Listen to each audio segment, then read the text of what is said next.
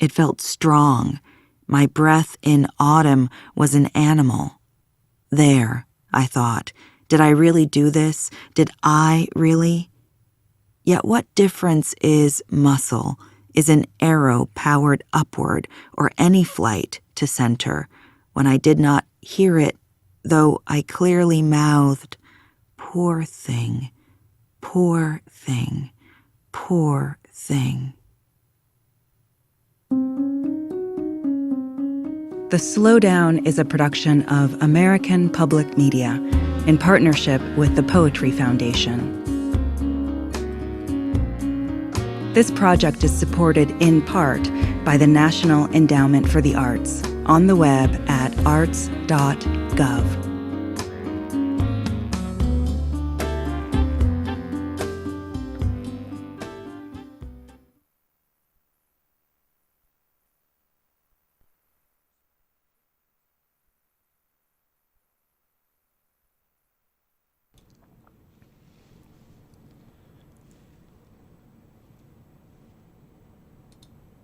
Joining me now to talk a little bit about some legislation that has recently passed in the U.S. House of Representatives and some other events that have happened in the last couple of weeks.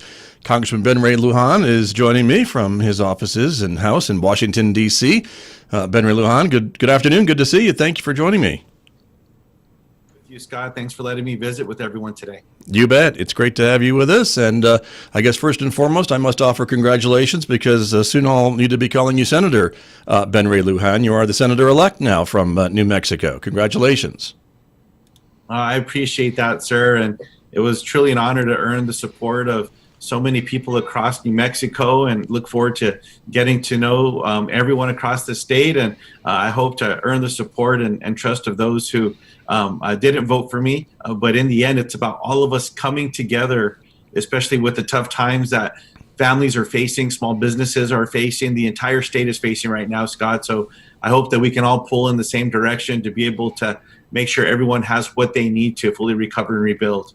Well, we'll look forward to that and definitely continue to have our conversations, I hope, once you move across the building there to the Senate side. But in the meantime, you've got a piece of legislation that has been passed by the House that I wanted to ask you about, and this is the Fraud and Scams Reduction Act, because during this whole COVID-19 pandemic, we have seen across this country a lot of scammers trying to take advantage of the situation. So talk to me about this piece of legislation. Scott, so this is an important piece of legislation because the number of families that have been getting scammed and all of the scam attempts across America, including right at home in New Mexico. And this is a really strong piece of legislation. It's bipartisan. We've been working on this legislation during this entire pandemic, working to pass initiatives that will fully address and go after these scammers that are taking advantage of people and that are hurting them.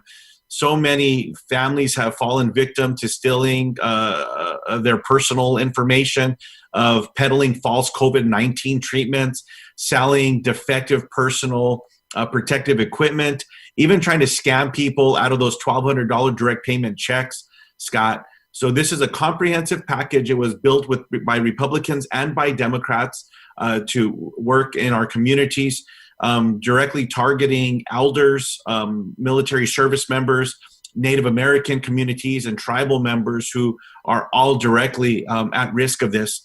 And it develops penalties by working with the Federal Trade Commission. And just to give you some numbers, Scott, the Federal Trade Commission, through their reporting associated with attempted scams, it jumped by 144% over the last year. And we know that not all of these scams are reported to the Federal Trade Commission. So it just shows you how many people are getting attacked out there across New Mexico. And I'm very proud of this legislation. Again, bipartisan, worked with Democrats and Republicans. It's passed the House now. And we're certainly hopeful that this is something that Mitch McConnell will allow to pass before the end of the calendar year so that it can be put to use to help more people across America and go after these criminals wherever they may be. And that's my next question is, what are your thoughts about its chances in the Senate? There's been some conversations that maybe there would be another pandemic relief bill moving its way through Congress, and perhaps could this be part of that overall bill, or would this be a separate vote, do you think? whether it's part of an overall package or an individual vote, this bill is ready to go. It's passed the House. It clearly passed without opposition coming out of the House of Representatives, overwhelmingly positive. And so there's no reason that Mitch McConnell cannot put this up for a vote on his version of the suspension calendar with unanimous consent with all senators. So this could pass without much lift even in the U.S. Senate. So I'm hopeful it'll be brought up sooner rather than later. And look, you bring up the importance of passing a package with COVID relief. Right. Passed several packages over the last many months, and I still remain concerned that Mitch McConnell is still not at the table negotiating this next round of funding. And we've also heard some disappointing news from the Trump administration that President Trump has also pulled his negotiators away from the table to pass a COVID package. The American people are hurting, Scott. Small businesses are hurting. We're now seeing rise in COVID across America, including numbers where records are being set every day back in New Mexico.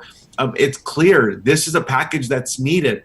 Vice President Biden, our president-elect, has called for Congress to move and to move now before the end of the calendar year to pass a package. And we're ready and willing and able to build off of the work that we've done, Scott. So I'm hoping and I'm praying that we'll see some action from Mitch McConnell and from our colleagues in the United States Senate to come to the table to get this done soon. The American people deserve it. And our brothers and sisters back in New Mexico need this help. Sure. And there seems to be a lot of kind of, just I don't know how else to call it, but not a lot of movement in Washington, D.C. these days. Certainly, I wanted to ask you a bit about the election, and there's still a lot of, some would say controversy about the results. Others would say it's a done deal with President-elect Biden preparing, but there's still a problem that the transition has not started, and the votes are going to be certified here in the next few weeks. Give me your thoughts on the situation there in D.C. Don't we need to have a transition to have a smooth administration moving in on January 20th? Scott, a smooth transition is absolutely essential to our democracy, to protecting and defending our democracy.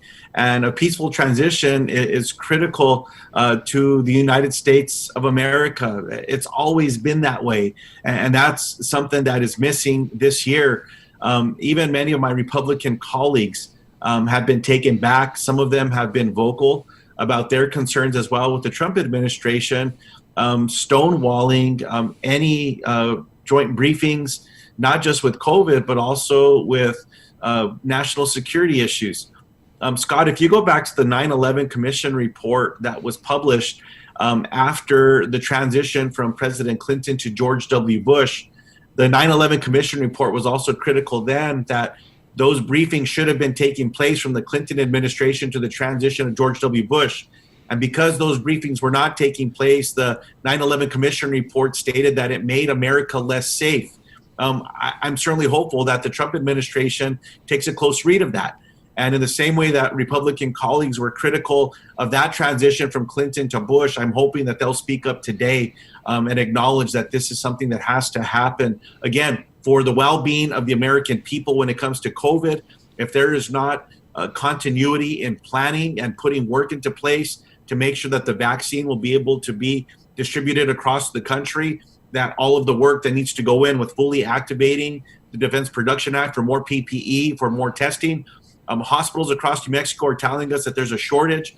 We now see ICU beds that are full in El Paso and in other communities that have been really hard hit. We're now seeing some of the FEMA tents that are having to go in. It's clear that these numbers are increasing across America, and again, putting an exclamation point on the urgency with these briefings as well, Scott. And look, it's not just Democratic Secretary of States and governors across America, but Republican Secretary of States and governors who have also said that these election results are clear, that it is Joe Biden, who is our president-elect, Kamala Harris, who is our vice president-elect, and the numbers are clear. And so I'm hopeful that we'll see this begin sooner rather than later. It should have already begun with what is a peaceful transition power, but especially the urgency of these briefings. Understood. And Representative Lujan, let me ask you just one final question about the vote numbers and the vote results. Do you have any takeaways from that? And I guess what I mean is, we see that the president, remember, the Republican Party had lost, yet the Democratic Party didn't come out maybe as strongly as some had suggested, losing some seats in the House. The Senate may be still up for grabs, depending on what happens in Georgia. But does that tell you that maybe the majority of voters in the United States don't vote a straight party ticket? They are still splitting their votes up and down the ballot? But what I appreciate this year, Scott, is that we had record turnout across America, and we should always strive for more people voting, not less people voting. And not just in New Mexico, where record set with voter turnout, but across the United States of America. And look, just to go back to the presidential, Joe Biden right now is sitting at 306 electoral votes. Remember 4 years ago, after the results came in, and it was then President-elect Donald Trump, he took to the microphone and he proclaimed how 306 electoral votes was a landslide election. And he continued to repeat that during his 4 years in office. Well, 306 electoral votes is what Joe Biden is currently sitting at. And I think it shows the strong electoral vote that Joe Biden, who is our president-elect, received. Similar with the exact number of President Trump just in 2016. But you're right, across the country, we continue to see record turnout by Democratic voters and by Republican voters, by independents, and by all voters. And that's just something that's always encouraging. And I'm certainly hopeful that Joe Biden will be able to bring us together as the United States of America. As our president-elect has said, Joe Biden doesn't see us as red states or blue states. He sees us as the United States, and he has been abundantly clear that he'll be a president for all Americans as well. And so I'm hoping that the United States can turn a page on divisive policies and divisive issues and work to try to bring us together. That's where we are. We all support each other, and especially during times of national crisis like we're experiencing right now with COVID, it's more important than ever, Scott. Well, I agree with that, and that would be a refreshing a change from the last few years, Representative Lujan. So thank you for joining me this afternoon. I really appreciate it. And of course, again, congratulations and good luck in your move to your new Senate office. Always an honor, sir. I look forward to catching up with you and with all the listeners. And just want to remind everyone out there, please stay safe. Thanksgiving is just around the corner. Do everything you can to keep yourself and your loved ones safe. Remember to wear a mask. Remember to keep those hands clean, and remember to practice social distancing. Let's do everything we can to look out for all our friends and neighbors and everyone in our communities. Good advice. And same to you, too. Happy Thanksgiving. Thank you. Thank you, sir. Happy Thanksgiving to you. Thank you very much. That is Congressman Ben Ray Lujan speaking with me from the nation's capital right here on KSJE.